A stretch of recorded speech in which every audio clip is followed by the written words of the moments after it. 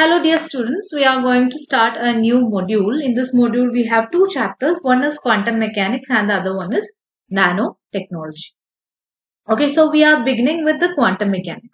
It is a branch of physics which is related to the world of very small particles. We live in a macroscopic world, right? We already studied about the Newton's laws, the projectile motion, Kepler's laws and so many things, right? So all these laws which are dealing with the bigger particle, all these laws which is dealing with the bigger things. For example, suppose we are taking the planet Earth. Okay, the size of the planet is approximately 6,371 kilometers. That is the size of the and mass of the planet. Okay, the mass of the planet is approximately 6 into 10 raised to 24, 10 raised to 24 kilogram. Okay, that is size of the and size and mass of the Earth. Another thing which is very small, suppose we have a cricket ball. Cricket ball, its size is, its circumference is 22.9 centimeter, approximately 23 centimeter, its circumference, and its weight is 163 gram. Okay, so all these things are macroscopic terms, or of mass is there. That mass, which is a very important parameter. Okay, but when we are coming to the smaller world, like atoms, electrons, neutrons, protons, okay, much lesser, like there are some other particles. So when we are coming to the smaller world, you know that what is the mass of an electron? That is in the range of 10 raised to minus 31 kilogram. That is minus 31 is there, right? That much small. So common sense, we know that the laws which is applicable to all these macroscopic particles will not be applicable to the smaller things, right? Because there is a very big difference in its size as well as its mass. Okay, when the mass changes, there are so many properties will be changing. Okay, so the rules and the guidelines or the principles which is governing macroscopic world and the microscopic world are not same. Okay, that is the basic idea from where the quantum mechanics begin. Okay, so we are going to study a new entirely different thing. Okay, but this is a very very important chapter. That is, I told you that the sets of laws and principles which is applicable to the macroscopic world, which is not applicable to the subatomic world, and it has a different set of rules, right? In classical mechanics, like in Newtonian mechanics, the Newton's laws are playing the king. Okay, so when in classical theories, like we know we have force, right? Force, which is mass into acceleration. We have momentum, very important, right? Momentum we have energy. We cannot directly apply these things to our atoms, electrons and all, because simultaneously, suppose we are applying all these things and we are trying to find a solution, it is not possible to get a answer with 100% accuracy. Okay, so it failed to explain the behavior of subatomic particles, which are a part of microscopic world. Okay, so the phenomena like black body radiation, photoelectric effect, the Compton effect, everything is the part of the microscopic world. With these things, like in the case of light, we studied two things, right? One, earlier there was Newton's corpuscular theory, then Huygens wave theory. So we can simply explain the case of what? The diffraction, interference, polarization, like complex phenomena. Like that, the classical laws are not applicable to the microscopic world, like the black body radiation. I hope you know black body. If not, I will tell you. So black body is an ideal or hypothetical black body, which is what is black? Black means which absorb everything, right? So the black body which absorb the and re-emits all the radiation fall on it. Whatever radiation is falling onto it, it will absorb that radiation and it will re-emit the radiation. It will emit the radiations of all the wavelengths, right? But the problem is there is a very specific relation between the temperature and the wavelength. That is, the wavelength, that is the energy radiated at different wavelengths is maximum at wavelength that depends on the temperature of the body. That is, there is a very, very important relation between the wavelength and the temperature of the body.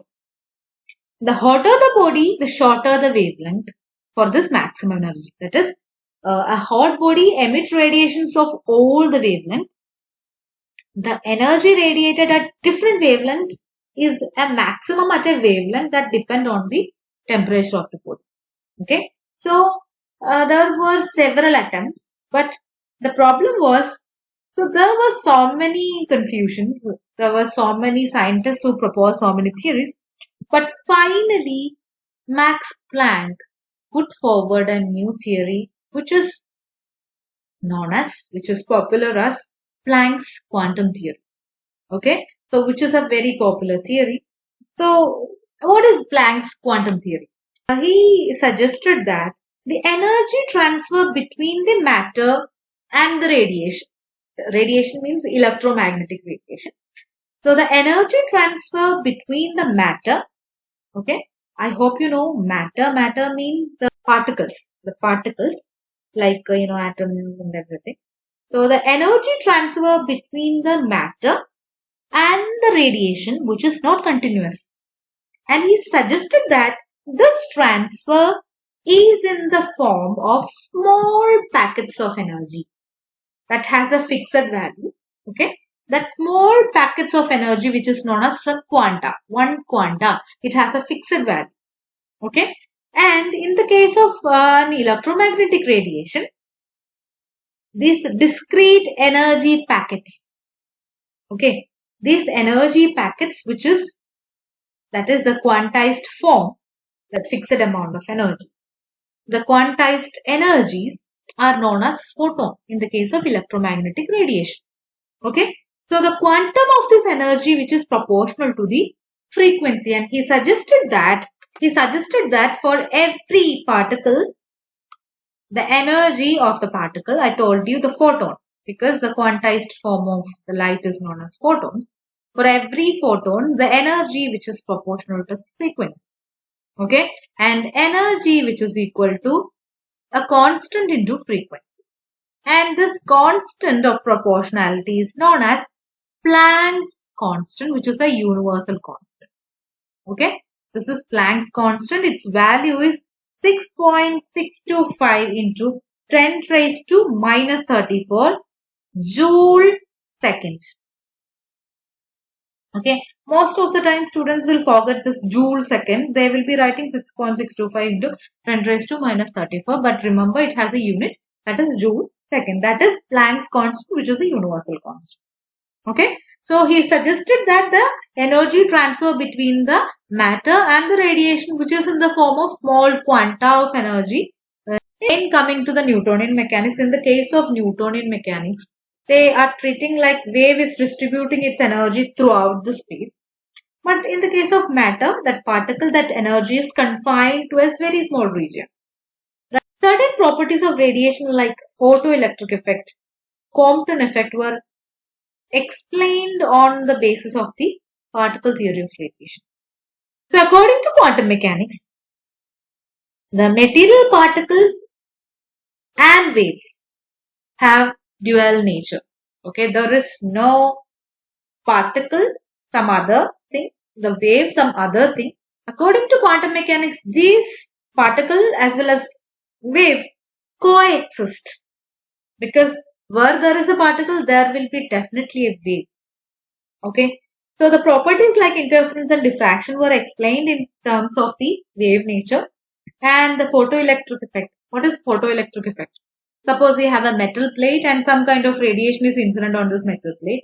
What happens? The electrons will be ejected from the metal plate. That is, it will produce current, right? That is photoelectric effect. So there is an interaction between the incident radiation and the emitted particles. So the radiation is incident on a metal plate. That metal plate is the collection of particles like an atomic structure. So when this radiation is incident on this metal plate, the electron is being ejected. So that is the photoelectric effect. So the Louis de Broglie, he extended this dual nature of matter and the radiation. Okay.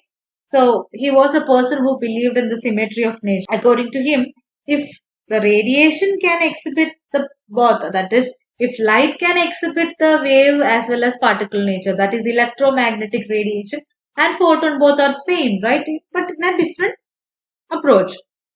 If it is correct, then the matter can also exhibit a wave nature. That is, the particle can also have a wave nature. That is the, though he proposed that the wave, for every moving particle, there will be a wave associated with it.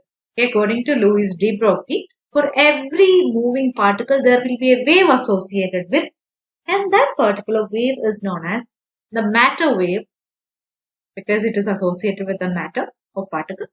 It is known as a matter wave or de Broglie wave. Okay, that is, for every moving particle there will be a wave associated with it.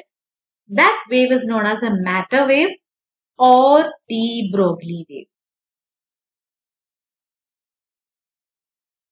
Okay, so if there is a wave, it will definitely have a wavelength, right? There is also something like that. I told you the energy which is equal to Planck's constant into frequency. Okay, and we all know that velocity of the light can be written as nu lambda. Okay, c is equal to nu lambda. Therefore, nu is equal to c by lambda. That is, E is equal to hc divided by lambda. Here, see, we have hc divided by lambda. Therefore, lambda is equal to hc divided by E. Okay, lambda is equal to hc divided by E. And we have another equation which is E is equal to mc square, right? E is equal to mc square. Substituting it here, we will get hc divided by mc square. C cancels, square cancels, so we will get h divided by mc. Okay, that is, the de Broglie wavelength lambda is equal to h divided by mc. What is mass into velocity, which is momentum? That is h divided by p. That is, the de Broglie wavelength. The de Broglie wavelength lambda is equal to h by p. That is, the de Broglie wavelength is inversely proportional to the momentum of the particle, where the momentum is equal to mass into velocity. Okay, that is, the de Broglie wavelength is inversely proportional to mass of the particle. The wave associated with a moving particle is known as a matter wave or de Broglie wave, and its wavelength is known as the de Broglie wavelength, where de Broglie wavelength lambda is equal to h by p, where p is the momentum of the particle. Okay, that is all about the basic introduction about quantum mechanics. So understand the concept. We will be discussing about the microscopic world in this module 3. Thank you.